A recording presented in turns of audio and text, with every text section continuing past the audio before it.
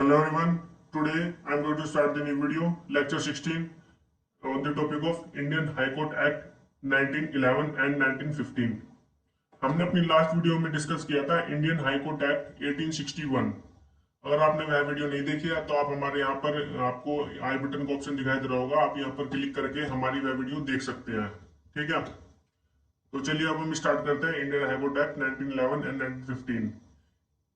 Indian high court act 1911, इसमें देखते हैं इसमें क्या चेंजेस हुए थे। इसमें एक छोटा सा ये टॉपिक 1911 का, इसमें कुछ चेंजेस हुए थे। The Indian high court act of 1911 was an act of British Parliament ratified on the 18th August 1911 to amend the India High Court Act of 1861। जो हमारा हाई कोर्ट एक्ट 1861 था, उसको मतलब कि उसके अंदर कुछ अमेंडमेंट की थी। कब करी थी? 18 अगस्त 1911 को बाय द ब्रिटिश पार्लियामेंट। ठीक है, इसमें ये था पहला पॉइंट में। In this the maximum number of जजेस वाज रेज्ड फ्रॉम 16 टू 20। 1911 के एक्ट में चेंजेस आए थे, मतलब 1911 में चेंजेस आए थे इंडियन हाई कोर्ट एक्ट के 1861 में। क्या चेंजेस आए थे? जो जजेस थे, जजेस जो हमारे 16 थे, हमने पहले वीडियो में 1861 के हाई कोर्ट एक्ट में देखा था, उसमें 15 जजेस थे और 1 चीफ जस्टिस, टोटल हो गए 16 जज हो गए ना। तो फिर अब इसमें 20 कर दिए गए, टोटल 20 हो गए अब। ठीक है, the act also empowered his majesty to establish additional high court. मतलब कि जो मेजेस्टी थी, मेजेस्टी एक कमीशन ही थी, ये इंग्लैंड में थी। ठीक है, इन्होंने, इनके पास ये पावर आ गई थी कि ये एडिशनल हाई कोर्ट इस्टेब्लिश कर सके। मतलब जैसे कलकत्ता में हमने डिस्कस किया था, कलकत्ता हाई कोर्ट एक्ट जो कलकत्ता में आई थी। ठीक है, कलकत्ता में स्टैब्लिश हुई थी हाई कोर्ट। ठीक है, उसी तरह से और कहीं कहीं और पर भी मतलब कि हाई कोर्ट स्टैब्लिश कर सके। ठीक है, उनको एडिशनल हाई कोर्ट कहा जाने लगा। और जो स्टैब्लिश किया जाता था बाय द मैजेस्टी, इस एक्ट में इसको पावर दे दी गई थी। किसको? मैजेस्टी को। Clear? The act empowered the governor general to appoint additional जजेस फॉर पीरियड ऑफ 2 years। अब इसी अमेंडमेंट में 1911 के, मतलब इसके अंदर पावर दे दी गई किसको? गवर्नर जनरल को, कि वह अपॉइंट कर सकती है एडिशनल जजेस को। जो एडिशनल हाई कोर्ट थी उनको स्टैब्लिश करती थी कौन? मैजेस्टी। और इसके अंदर जो जजेस थे वो अपॉइंट करते थे कौन? Governor general. गवर्नर जनरल के द्वारा जजेस अपॉइंट किए जाते थे for a period of 2 years, only 2 years के लिए। ठीक है, तो ये हमारा हो गया इंडियन हाई कोर्ट एक्ट 1911। ठीक है, 1911 में चेंजेस किए थे किसमें? जो हमारा इंडियन हाई कोर्ट एक्ट था 1861, उसमें। क्लियर हो गया? तो हम चलते अपने 1915 के Indian high court act under the government of India act in 1915। क्योंकि जो हमारा गवर्नमेंट ऑफ इंडिया एक्ट था वो 1915 में स्टैब्लिश किया गया था, और उसके आने से पहले चेंजेस, मतलब कि 1950 में चेंजेस कर दिए गए थे। किसमें? जो हमारे इंडियन हाई कोर्ट एक्ट था 1861, उसमें चेंजेस कर दिए गए थे 1915 में। ठीक है, इसी के साथ में जैसे स्टैब्लिश हुई थी government of India act. The Government of India Act 1915 was passed by British Parliament on 27 July 1915। मतलब कि इसके अंदर इस्टेब्लिश की गई थी गवर्नमेंट ऑफ इंडिया एक्ट 1915 को इस्टेब्लिश किया गया था बाय ब्रिटिश पार्लियामेंट ऑन 27 जुलाई 1915 को। ठीक है, the act brought several changes in the composition, jurisdiction and the laws applicable in this court। जैसे ये मतलब गवर्नमेंट ऑफ इंडिया एक्ट आया था तो उसमें चेंजेस कर दिए गए थे। किसमें?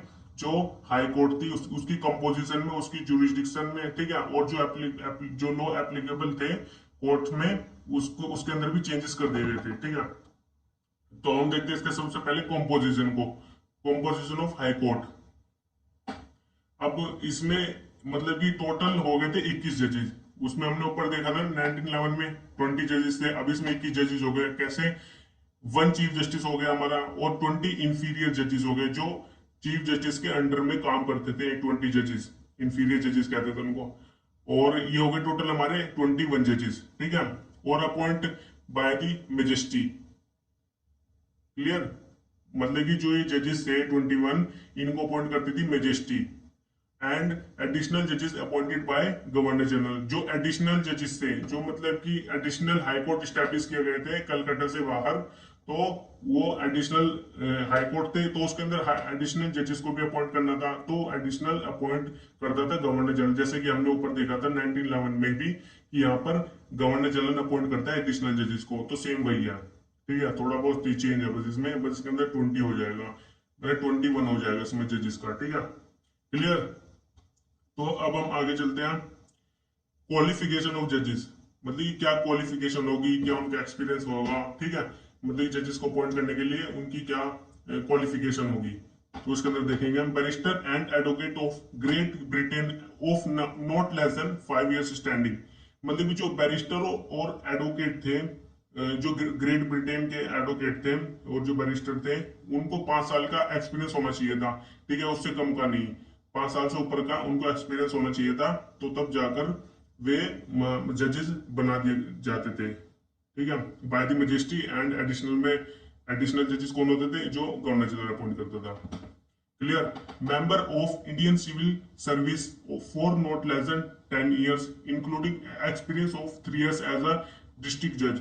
जो सिविल सर्विस थी, इंडियन सिविल सर्विस, उसके अंदर जो 10 years का एक्सपीरियंस होना चाहिए था उनको, इंडियन सिविल सर्विस के अंदर जो मेंबर होते थे उनमें उनको 10 year का एक्सपीरियंस होता था, और साथ में वो 3 साल के लिए डिस्ट्रिक्ट जज होने चाहिए थे। मतलब कि उनको एक्सपीरियंस होना चाहिए था 3 साल का डिस्ट्रिक्ट जज में। ठीक है, साथ में हो गया 10 years, और साथ में 3 3 years का जज।